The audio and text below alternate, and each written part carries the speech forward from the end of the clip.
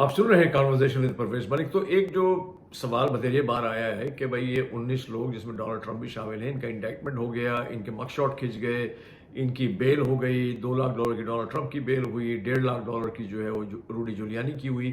تو یہاں جو سسٹم ہے ان کے 2.5 سال انہوں نے تفتیش کی. انہوں نے کہا کہ جنوری 6 کی جو میوٹنی تھی، بغاوت تھی، اور اس کے ریفرنس میں جو بھی انہوں نے کیس بنایا، کیس بنانے کے بعد انہوں نے یہ محسوس کیا کہ ان کے چارجز جو ہیں وہ اسٹرانگ ہے. اگر جج کے پاس جائیں گے، کورٹ میں ٹرائل جب چلے گا، جو کہ شاید اکتوبر کی 22 تاریخ سے شروع ہونے والا ہے، اگر یہ کورٹ میں جائے گا تو اس کے جو ہے نتائج پروسیکیوشن کے لیے، سرکار کے لیے اچھے ہو سکتے ہیں. اور یہ جو 19 آدمی کا ٹولہ ہے جو کہ ایلیٹ گروپ ہے، بہت بڑے بڑے لوگ ہیں جس کے اندر، اور تقریباً تمام لوگ اس میں، خاصے لوگ تو اٹرنیز ہیں، خود ہی لائرز ہیں، کہ ان کا جو آؤٹ کم ہوگا اس سے امریکہ میں ایک سبق ملے گا لوگوں کو کہ بغاوت کرنا، الیکشن کو نہ ماننا، اس کے نتائج کو نہ ماننا، آل دوز تھنگز جو ہے it will make a phenomenal difference.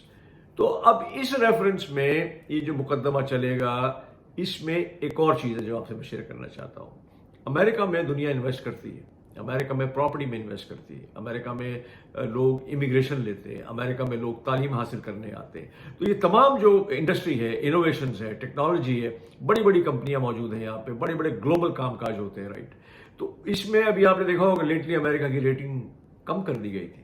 تو جو ریٹنگ کم ہوئی ہے اس کی بنیادی وجہ یہ ہے کہ جو پولیٹیکل سٹیبلٹی تھی وہ کھا رہی تھی امریکہ کو. اب جب یہ کورٹ میں یہ کیسز جائیں گے، اور اگر یہ کورٹ ثابت کرتی ہے کہ یہ تمام لوگ جو ہیں اس جرائم کے مرتکب ہیں اور انہیں سزائیں ملتی ہیں، یا کچھ لوگ بری ہو جاتے ہیں، کسی کو فائن ہو جاتا ہے، کسی کو وعدہ معاف گواہ کی صورت میں لے لیا جاتا ہے، ہو سکتا ہے اس کو معاف بھی کر دیا جائے. اگر کورٹ یہ سارے معاملات کرتی ہے تو دنیا کی نظر میں اس کی ایک پولیٹیکل سٹیبلٹی سامنے آتی ہے، اور پولیٹیکل سٹیبلٹی کے سامنے اس میں انویسٹمنٹ ساؤنڈ اینڈ سیکیور ہوتا ہے. لوگ اس میں پیسے انویسٹ کرتے ہیں، اس میں ریٹس میں انویسٹ کرتے ہیں، سٹاکس میں انویسٹ کرتے ہیں، پراپرٹی میں انویسٹ کرتے ہیں، تمام چیزوں میں لوگ اپنا دل کھول کے پیسہ لگاتے ہیں.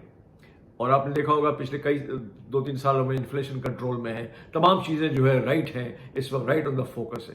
اب اسی کو ہم کمپیریٹیو انالیسس میں اگر لیں اور ہم یہ دیکھیں کہ انصاف جو ہے وہ سب کے لیے برابر ہے، تو ڈونلڈ ٹرمپ جو انصاف سے تو ہی از ناٹ ابو دا لا. اسی طرح جو پروسیکیوشن ہے انہوں نے اپنا کام اس طرح کیا ہے کہ یہ نہ لگے کہ یہ کوئی بائسڈ ہے، یہ کسی دباؤ میں کام کر رہے ہیں، یہ کسی کے لیے کام کر رہے ہیں. بالکل ایسا نہیں ہے، ورنہ ان کو بھی سزائیں ہو جائیں گی، رائٹ. تو اب اس سے ہم نے کیا نتیجہ نکالا؟ اس سے ہم نے نتیجہ نکالا کہ امریکہ میں جو فریڈم آف ایکسپریشن ہے، فریڈم آف تھاٹ ہے، سیکنڈ امینڈمنٹ ہے، فرسٹ امینڈمنٹ ہے، اور تمام دوسری چیزیں کانسٹیٹیوشن نے جو آپ کو دی ہوئی ہیں، جن کے اختیارات دیے ہوئے ہیں، اس میں ایک فیئر اور ٹرائل بھی شامل ہے اس کے اندر، کہ ایک صاف شفاف ٹرائل ہونا چاہیے. اب ہم اس کو کمپیریٹیو انالیسس میں لے جاتے ہیں کہ ایسا ہم پاکستان میں کیوں نہیں کر سکتے. پاکستان میں بغیر تفتیش کے لوگوں کو پکڑ لیتے ہیں، جو لچا لفنگا ثابت جرائم کا مرتکب ہے وہ برطانیہ چلا جاتا ہے علاج کے غرض سے، اور آتا ہی نہیں ہے سالوں.